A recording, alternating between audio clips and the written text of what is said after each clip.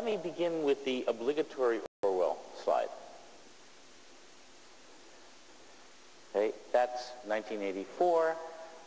This is 2007. That's from an army base in the South. Obedience is freedom. This is from someone running for president.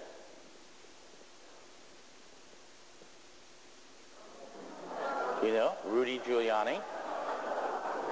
Freedom is about authority. Now, the point that Nick was making is a powerful one. Framing and use of metaphor is necessary to say what you believe.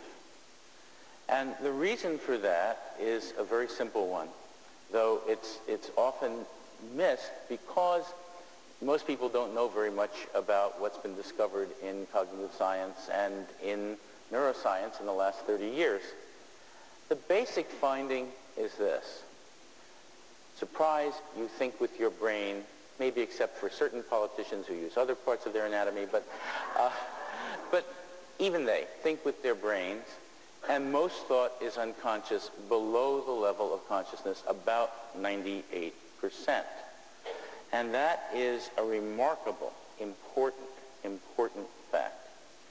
Now, Orwell, in trying to deal with issues of doublethink and newspeak and so on, came out with the essay we're talking about today, Politics in the English Language.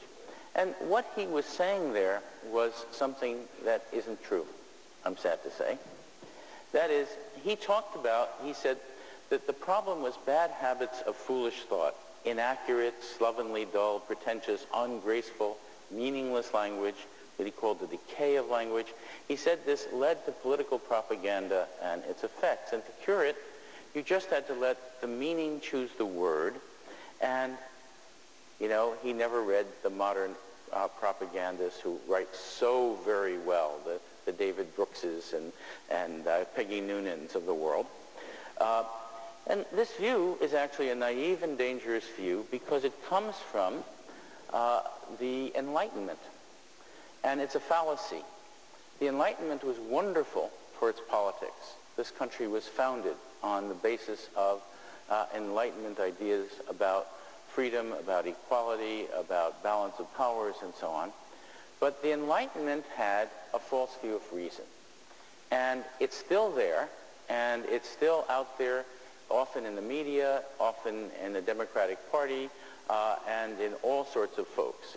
Many distinguished newspapers have the idea that reason is conscious, that it's universal, that it's logical, that it's literal, it fits the world, that it's unemotional, that emotion gets in the way of reason, that it's disembodied, and that it's interest-based, that reason is there to serve your interests.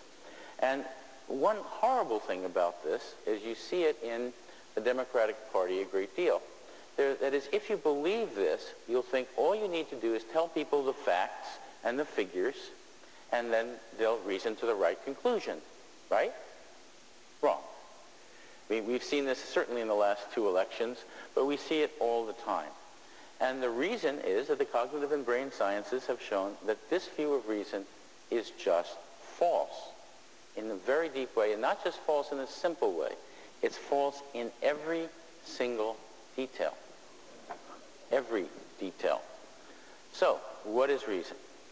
First, 98% unconscious.